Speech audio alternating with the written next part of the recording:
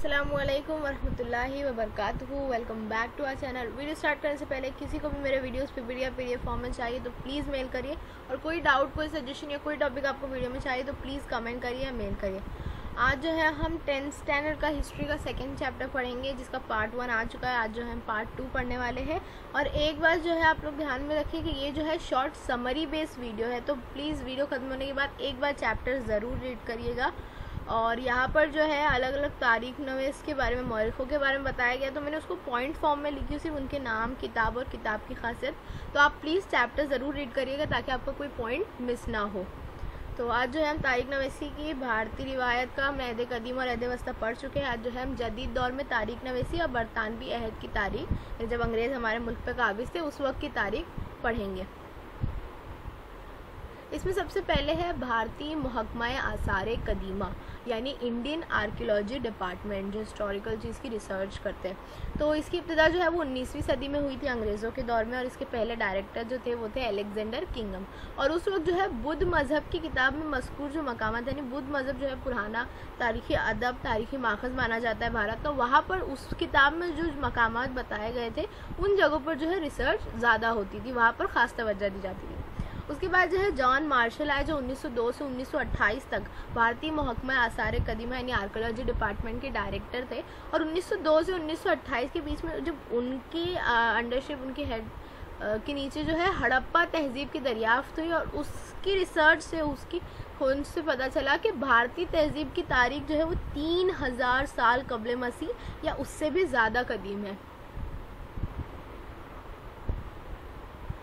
अब नेक्स्ट आते हैं जो मौरखों ने भारतीय तारीख लिखी, जो अंग्रेज़ मौरखों ने, उसमें जैसे सबसे पहले जेम्स मिल, जिन्होंने 1817 में लिखी थी the history of British India, जो 3 जिल्दों में यानी 3 पार्ट में शाये हुई। लेकिन इसमें जो है मारूजी नज़रिए का फुकदान था, भारतीय तहजीब के मुख्तलिफ पहलू के मुतालिक मुतासिबाना मफरूज़ात से, यानी जो है भारतीय तहजीब को, भारतीय तारीख को कमतर दिखाने की, गलत दिखाने की कोशिश की गई थी, उसके खिलाफ गलत बयानबाजी की गई थी उस किताब में। नेक्स्ट किताब है the history of India, British India नहीं, द हिस्ट्री ऑफ इंडिया, जो माउंट स्टुअर्ट एल्फिनिस्टन ने लिखी थी सन 1814 में। और माउंट स्टुअर्ट एल्फिनिस्टन जो है 1819 से 1827 तक जो है मुंबई के गवर्नर भी रहे हैं। अब नेक्स्ट किताब है द हिस्ट्री ऑफ मराठास, जो 3 जिल्द यानी 3 वॉल्यूम्स में 3 पार्ट में लिखी गई है, जिसे जेम्स ग्रांड डफ ने लिखा था। और इसमें जो उन्होंने मराठा हुकूमत की तारीख बताई, लेकिन इसमें भी उन्होंने भारतीय तहजीब और तारीख को जो है कमतर दिखाने की कोशिश की। लेकिन आगे चल के जो 19वीं सदी में आगे चल के जो है नीलकंठ जनार्दन कीर्तने और वी.के. राजवाड़े ने जो ये नुकायस है, जो कमतर दिखाने की कोशिश की गई, उसको जो है अपनी तहरीरों में बताया, एक्सप्लेन किया और उसको सही किया। अब कर्नल टार्ड नाम से एक मौरख हो गुजरे हैं, जिन्होंने राजस्थान की तारीख पर किताब लिखी थी, annuls and antiques of Rajasthan. लेकिन यहाँ पर भी उन्होंने भारतीय तहजीब और तारीख को कमतर दिखाने की कोशिश की। और आखिर में विलियम विल्सन हंटर ने भारत की 2 लख्ता तारीख लिखी, जिसमें उसका गैर जानिबदाराना रवैया दिखाई देता है, यानी ना कि उन्होंने बढ़ा चढ़ा के भारत की तारीख को बताया, ना बहुत ज़्यादा गिरा हुआ बताया, बल्कि जैसी थी भारतीय तारीख वैसी बताया। और कमोबेश 50 किताबें उन्होंने जो है भारतीय तारीख पर लिखी। अब भारतीय तारीख नवीसी में मुख्तलिफ फ़लसफ़ियाना निज़ाम, जिसमें हम पहले देखेंगे नौआबादियाती तारीख नवीसी, यानी अलग अलग कॉन्सेप्ट्स है।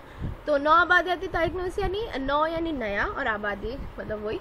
तो बाहर से जो लोग आके यहाँ पर बसते हैं, आबादी अपनी बसाते, एक अलग नस्ल बसाते, तो उनकी तारीख नवीसी में जो है ज़्यादातर शुरुआत में अंग्रेज़ अफसर और ईसाई मुबल्लिगीन शामिल थे, और उन्होंने जो है अपनी तहरीरों में भारतीय तहजीब को, भारतीय तारीख को कमतर दिखाने की जो है बहुत कोशिश की, जिसे आगे जाकर ठीक भी किया गया। लेकिन इस मफरूज़े का अक्स उनकी तहरीरों में नुमाया नज़र आता है। अब नौआबादियाती तारीख नवीसी की अहम मिसाल, जो एक इम्पॉर्टेंट बुक है, वो है कैम्ब्रिज हिस्ट्री ऑफ इंडिया, जो 5 जिल्द यानी 5 पार्ट में जो शाये की गई 1922 से 1937 के बीच में। और ये जो है 4-5 मौरखों के मज़ामीन को मिलाकर इसे शाये किया गया। अब है मुस्तशरिकी तारीख नवीसी, जो पेपर के लिहाज से मोस्ट इम्पॉर्टेंट कॉन्सेप्ट है। यूरोप में कुछ तहकीकी मुताला करने वालों में मशरिकी तहजीब और मशरिकी ममालिक के मुतालिक तजस्सुस पैदा हुआ है। यानी यूरोप का जो रिसर्च डिपार्टमेंट था, उसमें कुछ लोग थे, कुछ मौरख थे, जिन्होंने मशरिकी तहजीब, एशियाई तहजीब और एशियाई ममालिक के मुतालिक उनमें क्यूरियोसिटी थी, जानने का जज्बा था। और उसमें कुछ लोग थे जो उस तहजीब को कमतर नहीं दिखाते थे, एहतराम और कदर अफजाई वाले थे, तो उन्हें जो है मुस्तशरिक बोलते हैं। और उन्होंने जो लिखा उसे मुस्तशरिकी तारीख नवीसी कहते हैं। अब मुस्तशरिक महक्किकों ने संस्कृत और यूरोपीय ज़बान में यकसानियत मतलब पाई, और इंग्लिश में जो आप अगर सर्च करेंगे English word that have a Sanskrit origin, तो ऐसे कई वर्ड्स हैं जो इंग्लिश से संस्कृत में आए या संस्कृत से इंग्लिश में गए।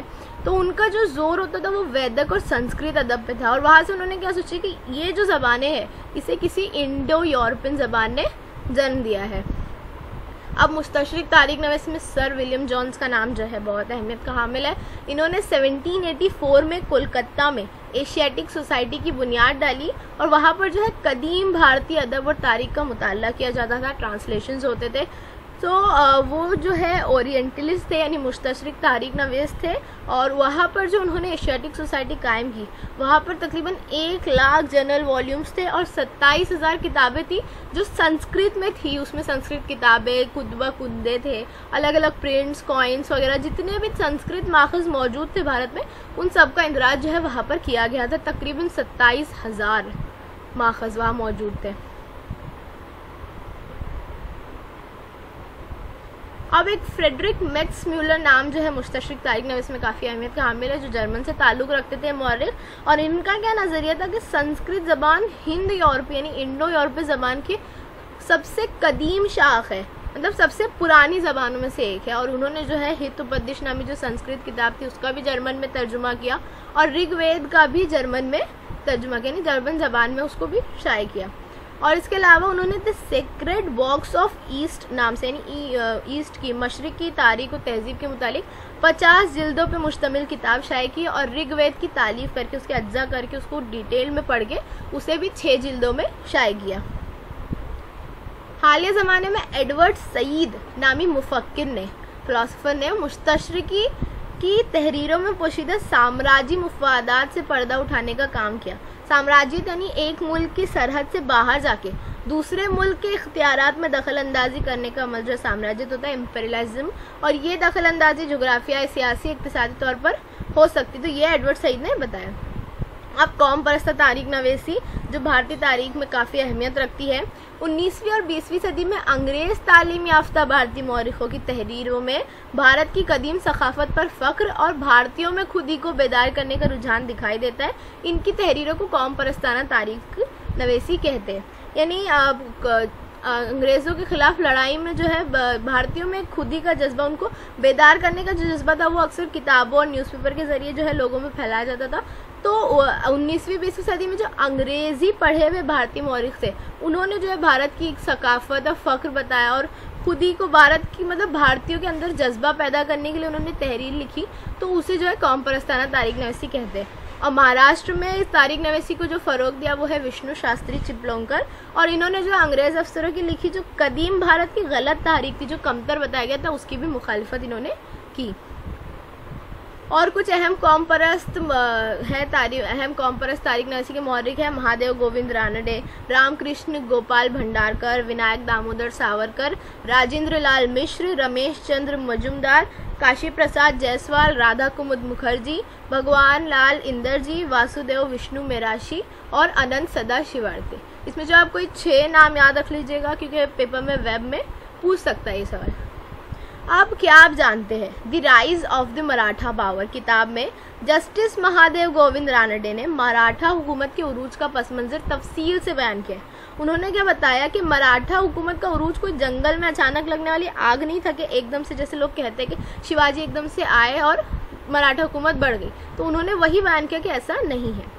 अब कौम परस्त तारीख नवीसी में एक बहुत इंपॉर्टेंट शख्सियत है वीके राजवाड़े, यानी विश्वनाथ काशीनाथ राजवाड़े, जिनकी किताब मराठों के तारीखी माखज़ यानी मराठ्याच्या इतिहासची साधने 22 जिल्दों में शाये हुई। और उनका क्या नज़रिया था कि तारीख सिर्फ सियासी उथल पुथल, हुकूमत के दाव पे, जंगों से मुतालिक नहीं, लेकिन माजी में समाज की हुमा पहलू ज़िंदगी की अक्कासी, यानी समाज के हर पहलू पर, हर पॉइंट्स पर जो है गौर करके तारीख में लिखना चाहिए। उन्होंने असली दस्तावेज़ात के ज़रिए तारीख लिखने पर जोर दिया, अपनी तारीख खुद लिखने पर जोर दिया।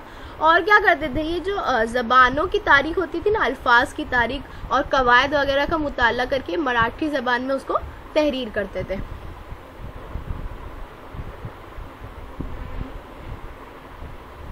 तारीख के इसी तहकीकी मुताले के लिए वी.के. राजवाड़े ने पूना में 7 जुलाई 1910 को यानी 7 जुलाई 1910 को भारतीय इतिहास संशोधक मंडल कायम किया। अब एक और इम्पोर्टेंट शख्सियत है, अंग्रेजों के खिलाफ भारतीयों की आज़ादी को लड़ाई को मुतहर्रिक करने के लिए कौम परस्त तारीख नवीसी का इस्तेमाल होता था, जिसमें वीर सावरकर की तहरीर करदा किताब है the Indian war of independence of 1857 यानी 1857 की जंग के मुतालिक इन्होंने तहरीर किया, जो काफ़ी इंपॉर्टेंट थी उस ज़माने की। कौम परस्त तारीख नवीसी के असरात की वजह से इलाकाई तारीख नवीसी को भी तहरीक मिलती थी, यानी कौम परस्त में तो एक भारत लेवल पे लिखते थे लोग, तो उसके ज़रिए जो इलाका की तारीख भी लिखने की शुरुआत हुई और लोग इलाके इलाके में भी बेदार करते थे, और उसकी वजह से जो जनूबी भारत की तरफ भी लोगों की आज़ादाना तवज्जो गई।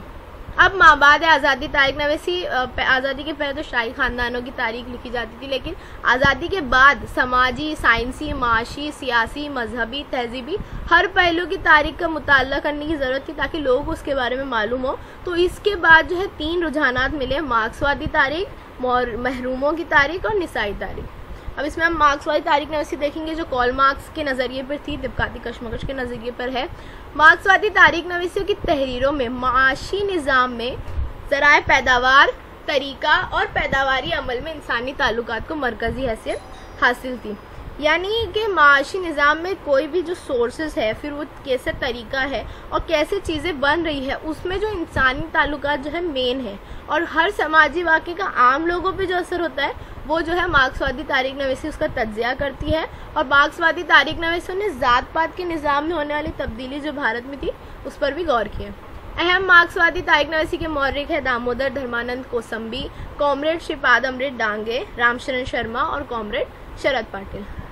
अब इसमें जो श्रीपाद अमृत डांगे है वो जो है इंडियन कम्युनिस्ट पार्टी के जो फाउंडर्स थे उनमें से एक है, और इनकी किताब जो है वो मार्क्सवादी तारीख नवीसी की बहुत बेहतरीन मिसाल है। प्रिमिटिव कम्युनिज्म्स टू स्लेवरी उनकी किताब का नाम है।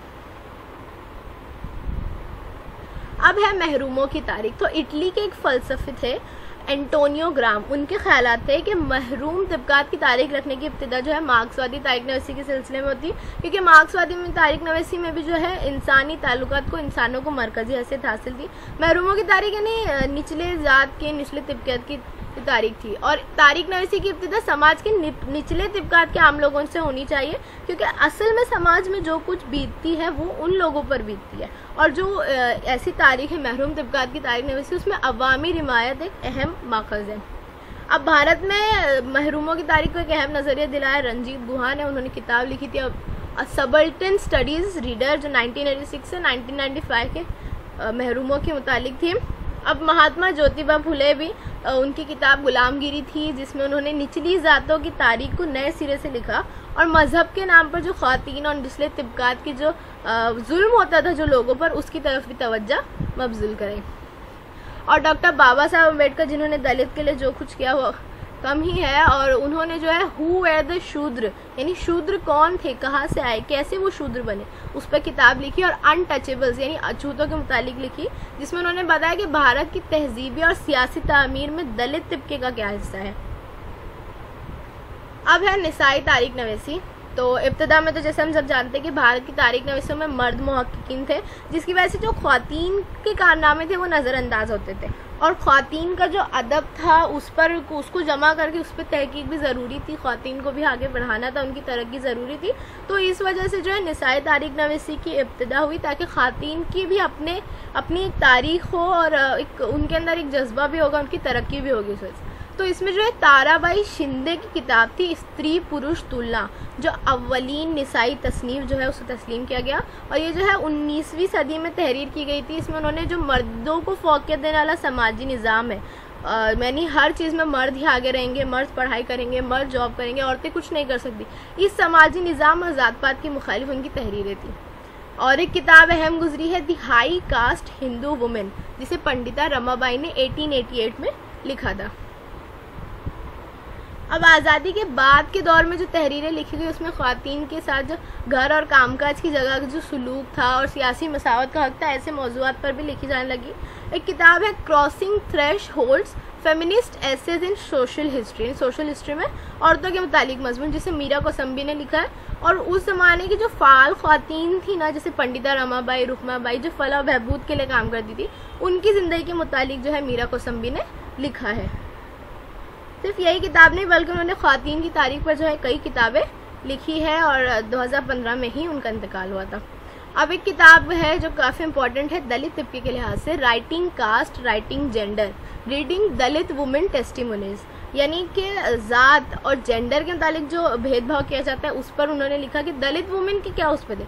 शर्मिला रेगे नाम है मुसन्निफ़ा का, और उसमें जो है उन्होंने दलित ख़वातीन के नज़रिए से महाराष्ट्र में समाजी तबकात के बाद बताया और दलित ख़वातीन सवाने उम्री लिखी। तो उम्मीद है आपको चैप्टर समझा होगा। एंड गाइस, आप सबको ईद मुबारक हो, बकरीद की बहुत बहुत शुभकामनाएं। बस मुझे भी दुआओं में याद रखिए, और आज के लिए बस इतना ही। आपको चैप्टर समझा होगा, आपको चैप्टर में कोई भी कंफ्यूजन है प्लीज़ कमेंट करिए। Thank you for watching. Like, comment, share and subscribe to my channel. Stay blessed, मुझे दुआओं में याद रखना। Bye bye.